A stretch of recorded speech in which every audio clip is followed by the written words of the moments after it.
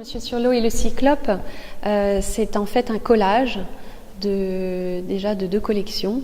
Monsieur Surlot étant le titre d'un tableau appartenant aux collections de Montbéliard et le Cyclope étant un personnage fictif d'un des tableaux que nous avons empruntés à la collection du FRAC Franche-Comté. Avec en tête la collection Beaux-Arts des musées de Montbéliard qui représente à peu près un demi-millier d'œuvres.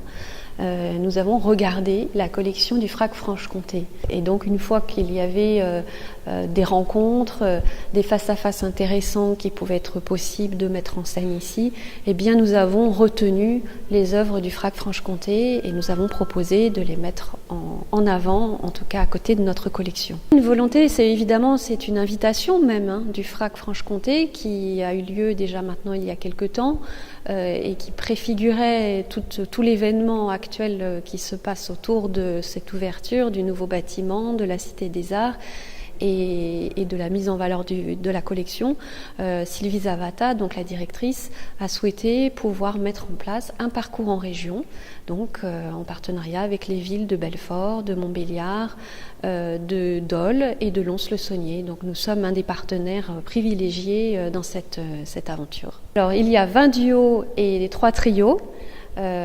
Sachant qu'un duo, eh bien, c'est une rencontre entre une œuvre des collections Beaux-Arts des musées de Montbéliard et une œuvre des collections contemporaines du FRAC Franche-Comté. Les trios, eh bien, il y a notamment un trio à partir d'œuvres de Vincent Corpé, 2 œuvres de Vincent Corpé que nous avons proposé de mettre en exergue face à la vache montbéliardaise de Charles Weisser, qui est un des peintres régionaux du pays de Montbéliard.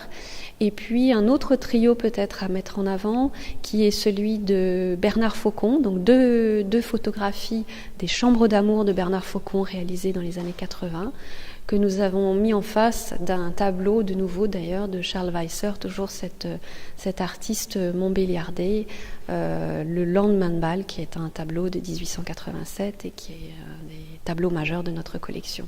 Quand on a un face-à-face avec des œuvres contemporaines et des œuvres classiques, l'intérêt, si vous voulez, c'est à un moment donné de valoriser des détails qu'on n'avait pas forcément vus auparavant.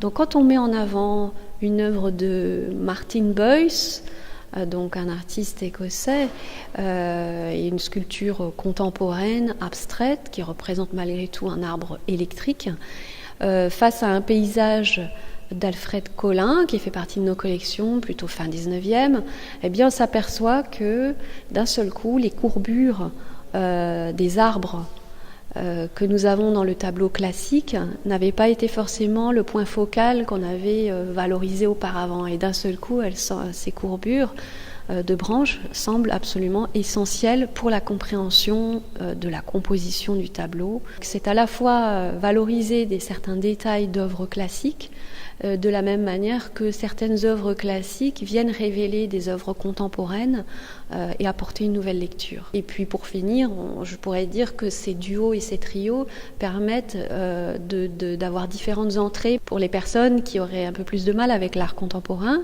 Eh bien, des œuvres classiques leur permettent de créer des dissonances, des approches différentes, des associations qui évidemment n'étaient pas forcément évidentes au premier coup et permettent une lecture peut-être un peu facilitée d'une œuvre contemporaine et vice-versa pour ceux qui ont un peu plus de mal avec l'art classique. Eh bien, des œuvres contemporaines permettent de trouver des points d'entrée sur des tableaux plus anciens. Alors, l'exposition Monsieur Surlot et le Cyclope a lieu du 5 avril au 15 septembre 2013 au musée du Château des Ducs de Wurtemberg à Montbéliard.